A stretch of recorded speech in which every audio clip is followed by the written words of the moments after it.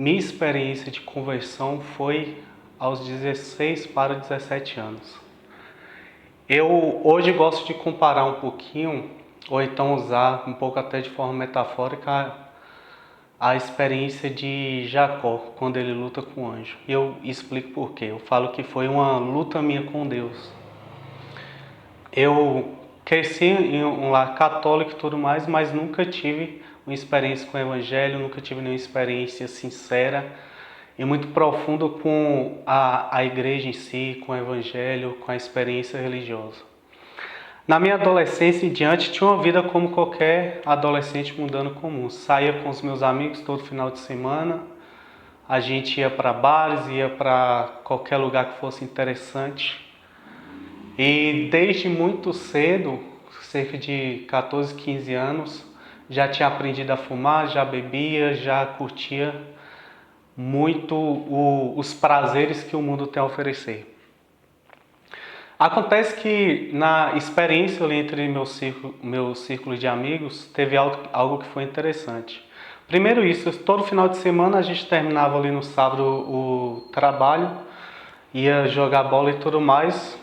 Íamos cada um para sua casa sem combinar nada, tomávamos nossos banhos e a gente se reunia na casa de um amigo, de outro, e ali na hora decidíamos para onde ia. Teve um final de semana que foi muito interessante. Até aí foi como o planejado, jogamos bola e tudo mais. Fui para casa, tomei o meu banho, coloquei uma roupa legal e decidimos sair. E daí para frente foi que a história começou a ficar diferente. Fui para a casa de alguns amigos e o ambiente estava estranho, não era como sempre foi. Parecia que eu estava incomodando ali, eu sentia como se eu fosse um corpo estranho ali, que eu estivesse incomodando o pessoal. Saí de uma casa, fui para a casa de outro amigo, um amigo meu que aí já era casado naquela época. E cheguei lá, parecia que eu estava atrapalhando ali o momento de família dele. Fui de casa em casa, na porta de cada um dos amigos, e a sensação que eu tinha em cada lugar que eu ia era exatamente essa. Parecia que eu estava incomodando, era quase como se tivesse aquela vassoura colocada atrás da porta para mim ir embora. Decidi então sair. Saí sozinho, caminhando, fui procurar alguns lugares para poder me divertir. E tinha pouco tempo que eu tinha terminado um relacionamento, namorei apaixonado de adolescência. Fui caminhando sozinha para um restaurante, ia para um bar, ia para algum canto, mas todo lugar que eu ia parecia que não me agradava, alguma coisa estava muito estranho naquela noite. E começou a bater aquela sensação de solidão, aquela sensação de estar sozinho. E eu fui para um dos lugares meu preferido da cidade, que foi a Praça Tranqueiro Neves, a antiga Praça das Borboletas, conhecida pelos mais antigos.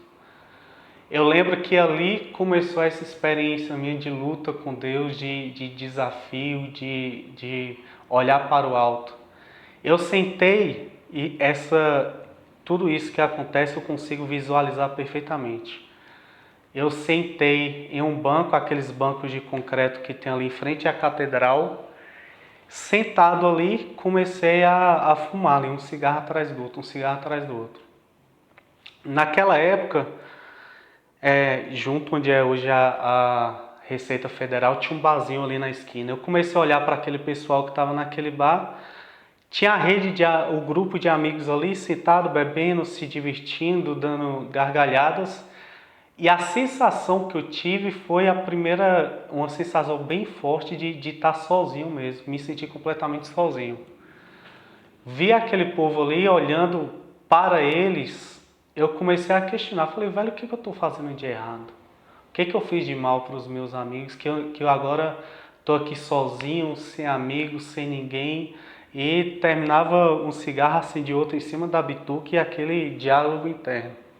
Não consegui mais olhar para aqueles amigos que estavam se divertindo. Olhei, me sentei de costas para a catedral, olhei para a praça. E eu consigo visualizar uma cena de olhos abertos. É bem nítido para mim até hoje. Isso há mais de 15 anos atrás. Eu lembro que eu sentei virado para a praça Na praça, olhei para um dos bancos lá e tinha um casal de namorados que estava ali. Eu comecei a observar aquele casal de namorados.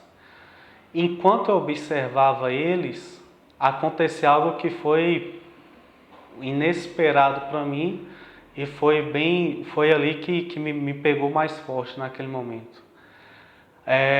Aquele casal estava sentado ali, eu lembro que o rapaz beijou a moça. Enquanto o rapaz estava abraçado, beijando a moça foi discretamente com a mão por trás, pegou um presentinho na bolsa, mostrou para o rapaz de surpresa e foi uma cena cinematográfica, uma cena de cinema lindo, parecendo um final de um filme romântico. Aquilo ali me machucou muito. Eu olhei aquilo ali, uma cena completamente linda. Aí eu voltei a me ajustar ali no banco, fumando e tudo mais. E foi nessa hora que eu comecei a questionar mais ainda, falando com Deus. Falei, Deus, por que eu não tenho ninguém perto de mim? O que eu estou fazendo de errado? Comecei a fazer uma espécie de retrospectiva naquele momento. Me sentindo culpado por não estar com nenhum amigo, me sentindo culpado naquele momento por não ter uma namorada, me sentindo culpado por estar sozinho, numa sensação forte de abandono, e comecei a culpar Deus por causa disso tudo. Agora é a parte difícil do testemunho. Naquela hora que eu comecei a culpar a Deus, botar a culpa em Deus por conta de toda aquela sensação, eu lembro que, sentindo sozinho, eu questionei a Deus se Ele mesmo estava ali. E aqui que eu falo que é a briga que eu tive com Deus, depois de culpá-lo por tudo que estava errado em minha vida, e sem saber que a culpa disso tudo era minha. E foi a minha briga com Deus, que eu gosto de falar que eu perdi essa batalha com Deus. Quando nós perdemos para Deus, é aí que nós ganhamos. Numa guerra entre nações, a guerra que perde para a outra é a que se submete e se torna escravo. Quando nós brigamos com Deus, eu gosto de dizer que nessa batalha contra Deus, a gente perde para Deus e se torna filho e co-herdeiro de Cristo. É bem diferente. Então, quando nós perdemos nessa batalha querendo vencer Deus, às vezes quando alguém é ateu querendo provar a inexistência de Deus, ele acaba perdendo, e quando nós perdemos para Deus é que nós ganhamos. Nessa batalha com Deus, eu decidi olhar para os céus, olhei para a catedral e naquele sentimento eu simplesmente olhei para Deus e falei, Deus, eu vou levantar desse banco, eu vou sair caminhando daqui dessa praça até minha casa. E se o Senhor, daqui até lá, não demonstrar seu amor por mim, ou se o Senhor daqui até lá não dizer que me ama, eu não me responsabilizo, eu vou me entregar para as drogas, eu não quero saber mais da minha vida, eu não quero saber de mais nada. Eu levantei então do banco com esse pensamento. Quando eu levantei do banco, eu não fui direto para casa, eu decidi passar na frente de todas as igrejas possíveis e imagináveis para ver se eu conseguia encontrar um profeta, um pastor que viesse falar de Deus para mim. Eu lembro que eu não fui nem um pouco seletivo naquele ato de desespero. Eu lembro que saindo da Tranqueiro Neves eu passei em frente aqui à primeira igreja batista, passei em frente à Universal, passei em frente Deus é Amor, passei em frente à Assembleia, passei em frente à Canção Nova e fui seguindo em direção à minha casa. Sempre repetindo, Deus, ou o Senhor disse que me ama, hoje eu não quero saber mais de minha vida. Eu não vou tirar minha vida, mas eu vou me entregar aos prazeres, eu vou me entregar às drogas, eu não quero saber mais nada, eu estou sentindo sozinho. Se o Senhor não disser que me ama, não disser que está comigo, eu não sei o que eu faço. E eu fui orando a Deus, brigando com Deus, me sentindo nessa culpa, querendo o amor de Deus. E hoje eu compreendo algumas promessas do nosso Senhor que naquela época eu não tinha ideia que existia. Que o Senhor diz que Ele ama aqueles que o amam e quem o procura acha. o Senhor também diz que quem clama a Ele, Ele responde. E eu não sabia dessas coisas, mas mesmo assim eu clamei a Deus com todas as minhas forças, com toda a minha intensidade. E outro momento dessa história muito interessante foi que, atravessando ali a chamada Rio Bahia, a Avenida Integração, cheguei na Avenida Brumado. E eu lembro que tem ali, eu acho que até ainda hoje tem algumas árvores ali, que eu lembro que na época eu achava o perfume das folhas daquela árvore muito prazerosos. Então eu passei, atravessei a rua, cheguei ali, passei a mão nas árvores, arranquei algumas folhas ali, fui cheirando, sentindo aquele perfume até que eu cheguei na esquina. Quando eu cheguei na esquina, eu já estava poucos quilômetros de minha casa, já era a última avenida que tinha até chegar na minha casa. Quando eu conto sobre isso, eu gosto de falar que eu estava realmente na reta final de minha vida ali, na minha encruzilhada. E chateado, brigando com Deus, orando a Deus, eu cheguei na esquina ali de onde é o Glauber Rocha. E um cara, eu lembro como hoje, um rapaz baixinho, gordinho, vestido de roupa social com uma pasta na mão, decidiu me parar. Quando ele me parou, ele virou para mim e falou: garoto, você sabe onde tem algum hotel por aqui? Eu fui completamente hostil com ele, que eu falei: olha, velho, eu tô tão perdido quanto você aqui, não sei onde tem nada não. Não falei nesse tom, né? Fui um pouco mais agressivo. Aí eu lembro que por algum motivo ele foi insistente comigo, ele falou: rapaz, por favor, eu sou um missionário que vim de São Paulo e estou procurando um hotel, uma hospedaria, qualquer lugar que eu possa ficar. Aí eu olhei para a cara dele e falei: você desce essa rua aqui, vai ter um monte de hotel, vai ter um monte de hospedaria, você vai encontrar aí. Aí ele falou: só deixa eu te dizer mais uma coisa. Eu falei: pode dizer. Ele falou: eu não posso ir embora sem te dizer que Deus te ama e que Ele se importa com você, não esquece disso.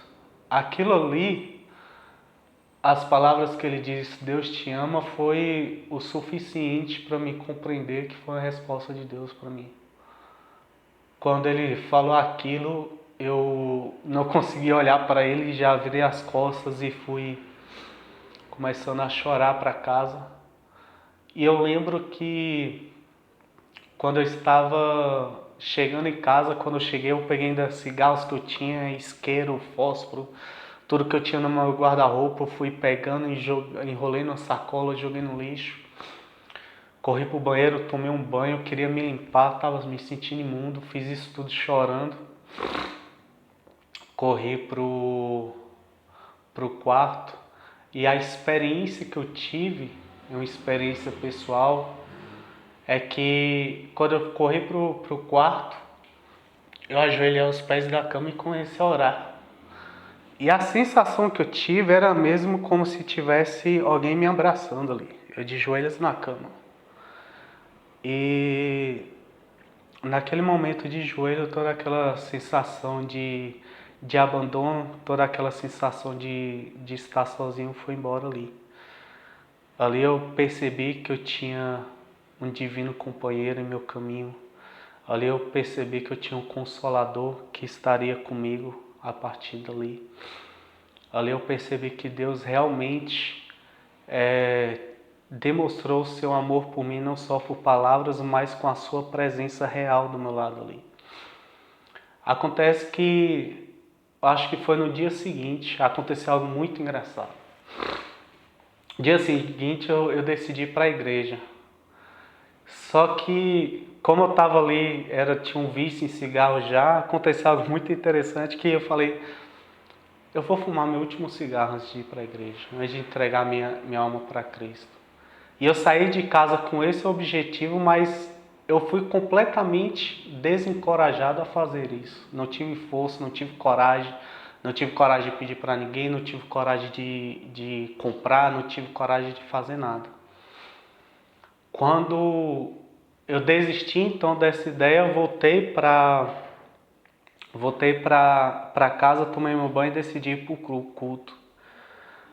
Quando foi à noite, eu fui para o culto e O que aconteceu foi muito interessante, que eu fui ouvir a mensagem e sem que eu percebesse eu já estava lá na frente. Já tinha levantado meus braços, já tinha me rendido ao Senhor, já entreguei minha vida ali. E dali para cá eu permaneci no Evangelho. Algo que foi muito interessante ainda, e eu gosto de contar isso, que eu acho que foi mais uma evidência do Deus vivo, poderoso que nós temos, que geralmente muitas pessoas que se convertem têm muita dificuldade com os vícios, têm abstinência e tudo mais. O que aconteceu comigo foi um milagre divino.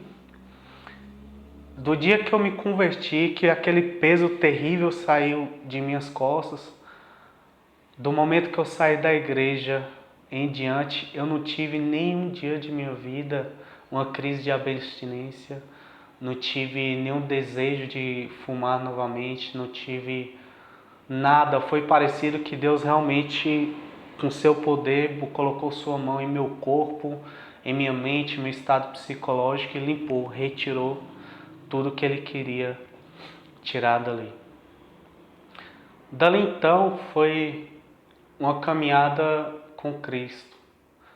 Pouco tempo depois eu me converti, me batizei. Depois de batizado, não demorou muito tempo, eu comecei a pregar. E foi em um momento, pregando o Evangelho, que eu tive uma experiência e uma convicção do meu chamado. Eu tive que ir a uma igreja que ficava na cidade de Iguaí. Por algum motivo que teve o escalado para pregar aquele dia, não pôde ir. E decidiram me colocar para pregar. Falou, Pablo, você vai pregar hoje. Falei, tá bom. Inexperiente, pouco tempo de convertido, sem nunca ter pregado.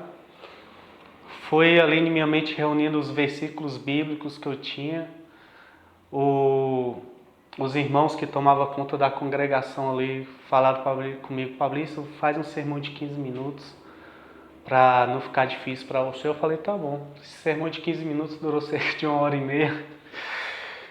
Mas quando eu pude ver que mesmo assim pessoas se renderam ao Evangelho, que eu me percebi sendo útil no reino de Deus, foi ali que eu tive convicção de que eu tinha um chamado na minha vida, que eu tinha uma obra para realizar e que eu queria viver mais aquilo ali, queria viver a serviço de Deus. Desde então, eu venho buscado me capacitar, venho buscado me preparar, entrei no curso de teologia e agora em 2024 vou iniciar aqui junto com a Igreja Batista o trabalho de evangelismo em tempo integral. Eu espero que esse trabalho seja frutífero, continue, que a gente possa viver longos anos no Evangelho. E para concluir, eu sempre converso com minha esposa, sempre a gente vai falar alguma coisa sobre morte, sobre a vida após a morte, mas eu gosto de dizer para minha esposa, falo, olha, se eu morrer antes que ti, eu quero te fazer só um pedido. Coloque as palavras de Paulo em minha lápide.